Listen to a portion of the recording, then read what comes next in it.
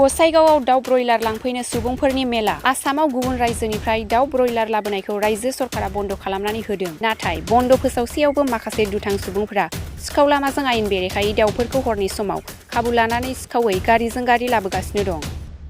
बेबायदिनो थांनाय हराव सिखावै बलेर' पिकआपजों दाउ ब्रयलार लाबोबाय थानाय समावनो सिमालटापु पुलिसनि गोख्रों दिथा होनायनि गेजेरजों ब्रयलार दाउखौ बुंफबनाय गंसे बलेर' पिकआप गारिखौ हमनो हादोंमोन। बे हमनो हानाय ब्रयलार दाउफोरखौ दिनै सरकारनि बिथोन बादियै गासैबो अफिसारफोरनि नुजाथिनायाव गसाइगावनि 10 किल'मिटारसो जानथायाव थानाय गुमा हाग्रा ओनसोलनि सयटफोराव गोबां बिबांनि ब्रयलार दाउफोरखौ फबनाय जायो।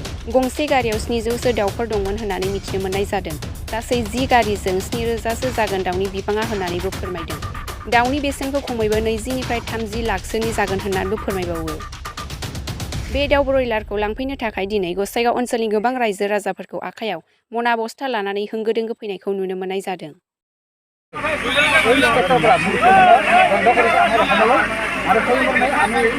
অসম চৰকাৰৰ ফালৰ পৰা যি অৰ্ডাৰ আমি পাইছিলোঁ সেই অৰ্ডাৰটো আমি বেলেগ ষ্টেটৰ পৰা মুকলি হোৱাটো বন্ধ কৰিছোঁ। আৰু যিবিলাক গাড়ী আজি আহিছে এইবিলাক ডক্টৰ পঠাই আহিছে, পুৰণা পঠাই আহিছে। অহাৰ পিছত চিমুলটাপু আৰক্ষী চকী ধৰিছে। ধৰাৰ পিছত এইখিনি মূৰ্তি আমাৰ অসম চৰকাৰৰ পৰহি যিখন অৰ্ডাৰ ওলাইছে SOP ওলাইছে সেইখন কালি আকৌ ডিছপ'জ কৰিব আৰু সেইমতে আমি ইয়ালৈ আহিছোঁ। কিমান গাড়ী আজি কালি 10খন গাড়ী টোটাল কিমান ওজনৰ মুৰ্গী আছিল?